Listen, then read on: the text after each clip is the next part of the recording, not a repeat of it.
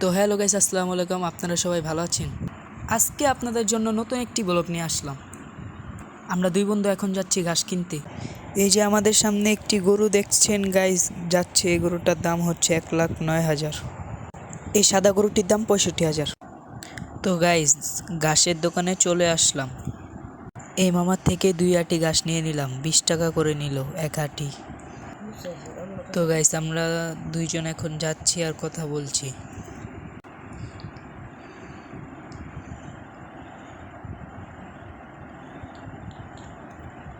দুই বন্ধু দুইটা লাচ্ছি খাচ্ছি, আরাম পাচ্ছি।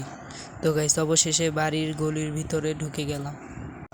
তো গাইস, এখন গরুকে ঘাস খাওয়াচ্ছি।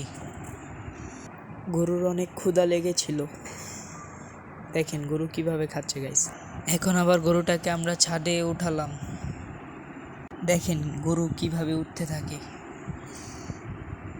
গরু উঠতে গিয়ে সাইডে ঢুকে গেল, আবার উঠে এলো। এটা হচ্ছে আমার আখিয়ামুদের গরু। আজকে অনেক এনজয় হয়ে গেল।